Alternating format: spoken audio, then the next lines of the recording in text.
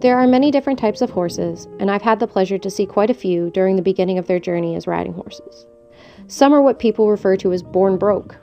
Those are the horses that seem to just naturally understand everything that's asked of them.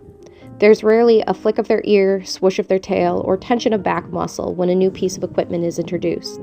They'll simply walk around with a lick and a chew, head low to the ground, relaxed like it's any other day.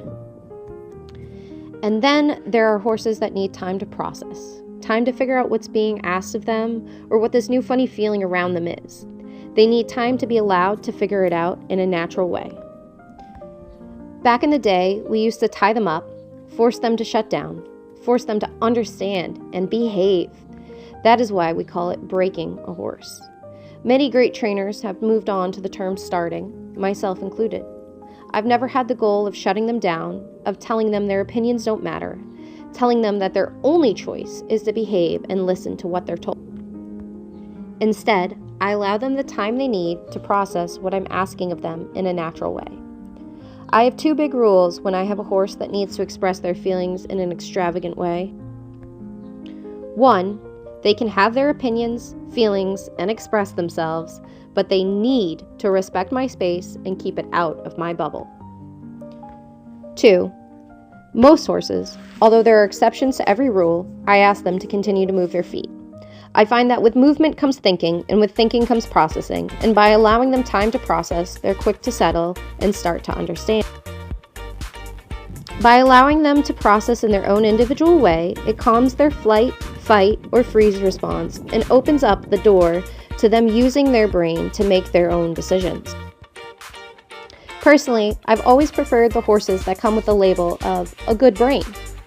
But the thing I've learned over the years is all horses have a good brain. Some were just never allowed to use their brain for themselves and therefore do not know how to make the correct choice.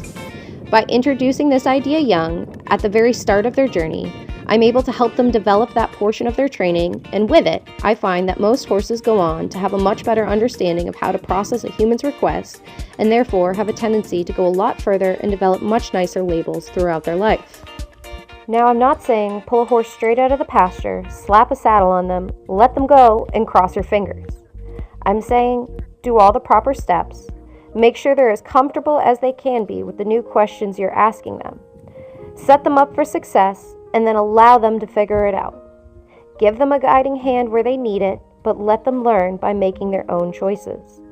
They'll learn that they can directly control the outcome depending on the choices they make, that there will be natural consequences or big rewards, how to naturally release the pressure when it becomes too much, and how to process instead of react in new situations.